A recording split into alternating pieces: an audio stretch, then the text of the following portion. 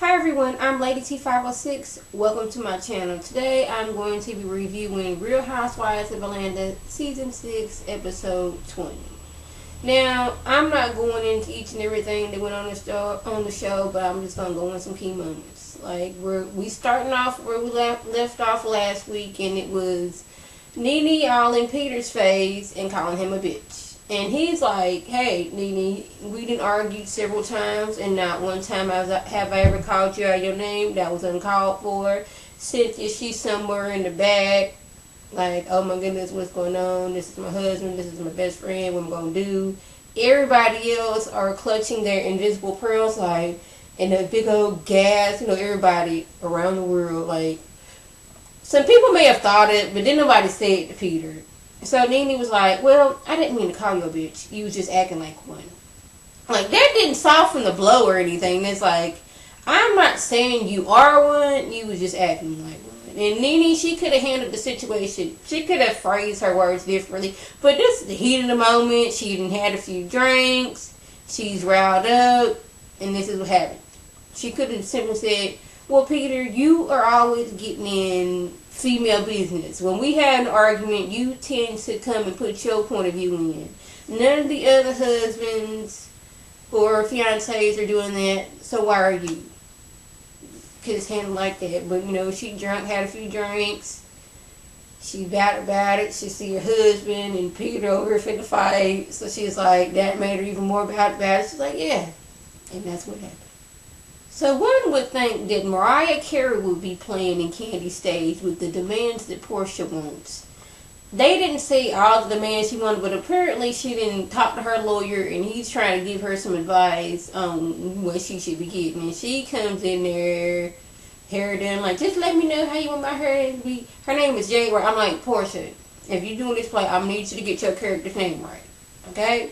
First off. So she gets there and they looking at her like, these demands is a little outrageous. I will not be paying for your gas to and fro. And she's like, what about dressing rooms? Well, Eddie Levert, he will be getting his own room. Don't mind that noise in the background. It is spring break and my nephews are here. Eddie Levert will be getting his own room, naturally. Shirley Murdoch will be getting her own room, naturally. Me, you, and D Woods, we will be sharing the same room. If you don't feel comfortable, get you a little accordion door separator and bring that with you. Be like your own room. And she was looking like, well, I was just doing I was paying my lawyer to do what he was supposed to do, and he was supposed to, negotiate, send it back to you, and you was gonna say yeah or nay. But Portia, I'm gonna need you to get this together because the play is in like 3 weeks away, and you seeming all kind of unprofessional at this time. Candy, D Woods, Victor, the choreographer, they go out to Candy's old high school because 2 students are going to be in play. One is going to be Portia's understudy, and the other, he's going to be like behind the scenes, doing like kind of what Todd does, I guess assisting Todd. So, congratulations to those 2 students who was able to participate in Candy's play. So we have this little back and forth between Nene and Greg talking and Peter and Cynthia talking. And Peter's like, we supposed to be friends, and like her doing that kind of threw me off. Like, what's going on? What's good? Because, this is our friend and she didn't call me a bitch, but like, what's good? And show of hands, who actually thought that Cynthia was going to put on her big girl panties and actually confront Nene? Okay. Yeah. Exactly what I thought. I thought I just didn't see Cynthia coming to Nene and be like, hey, the way you was talking about my husband was all the way wrong. No, here with Nene and Greg, they talking, and she was like, he is always in females' business. I always may have been wrong about the way I said that, but that's how I felt at the time. And, you can't fault me on the way I feel. But yeah, but you can be sensitive about the situation and handle it a little bit differently. It makes you look bad.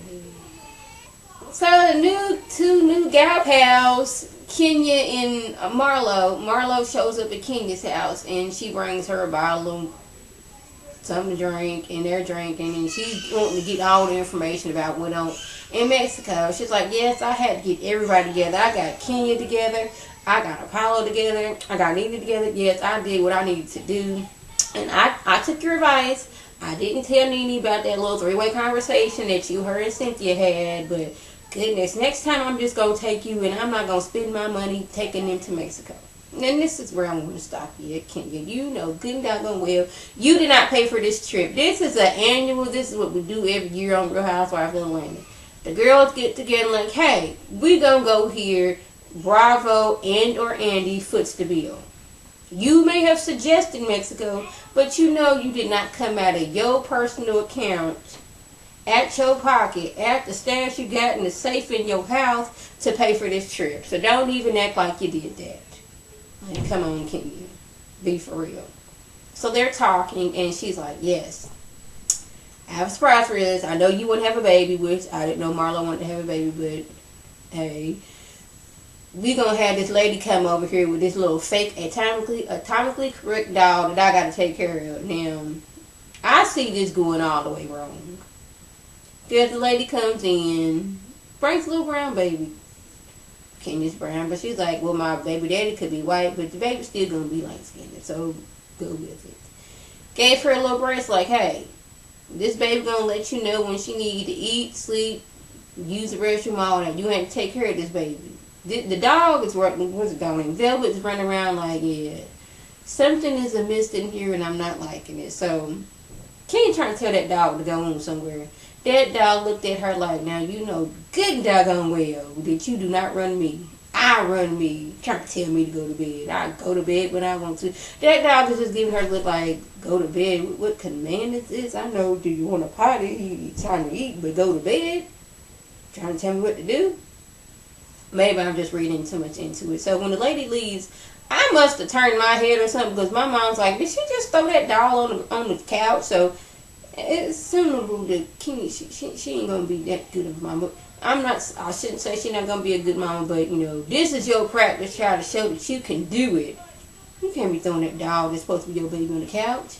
And then she's talking about something. I've had Velvet for 7 years and she's still alive. Well, that's a dog.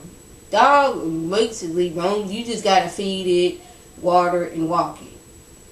Make sure it has a shot. With a baby, for the first year, you gotta make sure that baby, first 4 or 5 months, you up all through the night feeding that baby, changing the baby, making sure the baby's okay, ain't suffocating.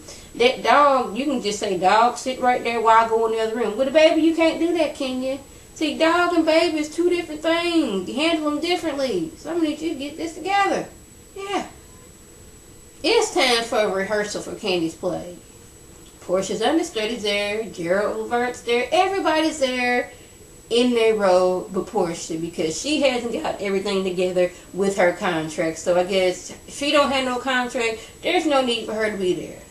So thank goodness the understudy was there just in case Portia's like, well, I can't consent to this. I'm not getting what I want. The little girl, she seemed like she was doing a really good job, and Candy didn't add in that Portia is the only one that had the understudy. So I guess she foreseen that something was going to go wrong with Portia. But old Portia, she couldn't make it to the rehearsals, but she sure was up at the club with her sister and her friends. I'm like, really? You can't go to this rehearsal that's going to be making you a little bit of money, but you at the club spending money. Now, what sense does this make? I know she's all stressed about this divorce of Cordell and all that went on in Mexico, but this play is an acting job where you're getting paid. Why are you just like, I don't give a care, just whatever, me and Candy's friends, so I know she ain't gonna act like that, but Candy ain't like that no more. She with contract. She ain't gonna get burnt like she did with Kim a few seasons ago. So Portia, you better get together. I know that the play already happened and Portia, she did good from what I've heard, but still, that looks bad on you if you want to get a play somewhere else. They look like, well, she was very unprofessional with Candy. What makes you think that she gonna do any better with us? So Peter, Cynthia, Greg, and Edie, they all decided to meet up. Peter and Cynthia, they get there first. They're sitting there talking like, we don't need to handle this. This is our friend, but things went wrong, and I'm not liking the way that things were handled. So Nene and Greg come. They sit down, and Greg's like, Peter, I want to apologize to you. I shouldn't have came at you like that. After that whole masquerade ball, I meant to be like, I'm gonna call police. We can get this under control and handle this like men, but never got around to doing that. Guess in Mexico, he had a few drinks. Seen Peter was still jumping up in people's business, and he just let it break loose. So they all apologized, and he again said, "I didn't mean to call you that, but I'm sorry." It's just like, yeah, I was hurt calling my man that. How would you feel if I called that? I have never in life thought about calling Greg a bitch. So why would you do that to my husband? So they like make up and are happy again, I guess. So, and that's how the show ended. Yeah, it was another filler episode, but apparently the reunion is going to be good, so I can't wait for that. So yeah. That was the gist of my review. If I left anything out, by all means leave a comment or a video response. And like always, I want to thank my subscribers and the people who watch my videos. I want you to like this video, comment, and subscribe. And share this video with your friends on Facebook, Twitter, and here on YouTube. This is Lady T signing off.